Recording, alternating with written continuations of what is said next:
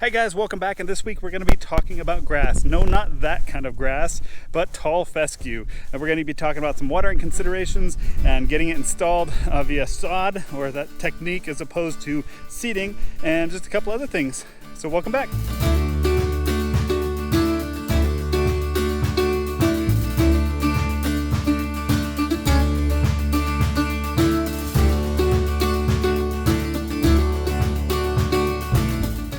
Alright, so first of all, let's talk about your options for getting grass installed. So you basically have two. You can get it seeded, which you can usually do yourself by spreading seed out, tilling the ground, and putting a topsoil on.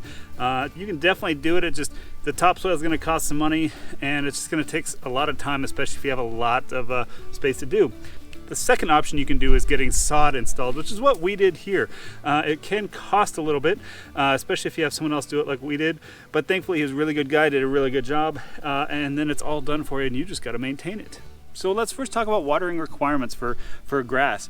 And in this case, this will apply to tall fescue. Other variants of grass like Bermuda can definitely be different, so make sure to check on that. So in this case, we have tall fescue and we have about 3,000 square feet, which is quite a bit, especially up here in the desert.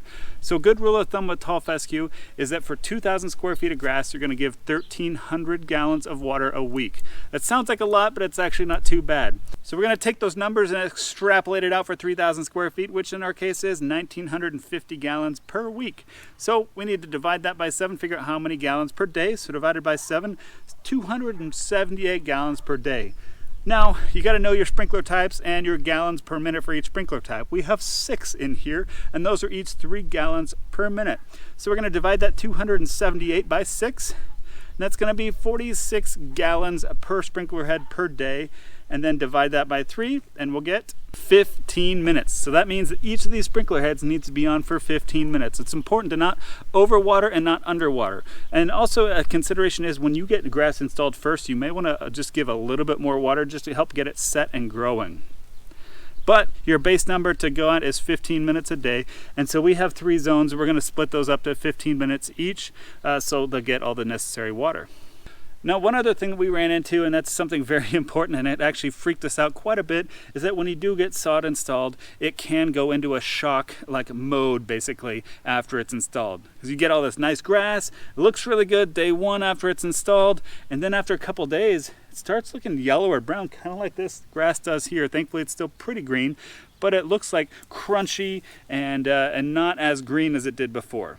So don't fear, don't worry, just keep watering like you should be, but just know that it can go into that shock when it's transplanted and before it's got like roots set in. And so what it's doing is it's establishing those roots in the ground and getting everything good to go, and then you'll start to see it green up. It can take between a week to a few weeks to get going. Just make sure to stay consistent with that watering.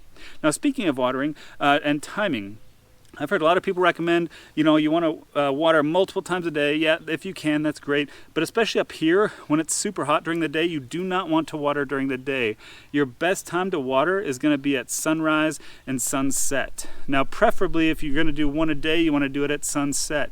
And that's because it'll give time for the water to soak in and get in the ground as opposed to just evaporating out. You also want to be careful that you don't water during the day or too late in the morning, because what can happen is the water can actually burn the grass. So you got to be really careful about that.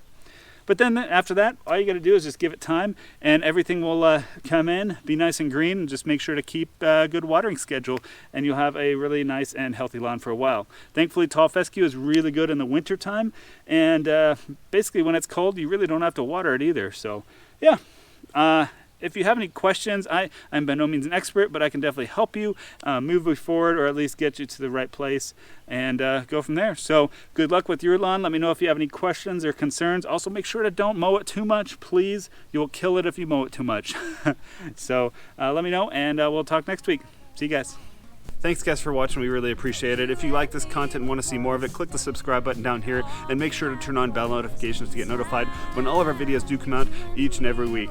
Also, go ahead and check out the video that YouTube recommends for you over here, as well as our most recent video to your right.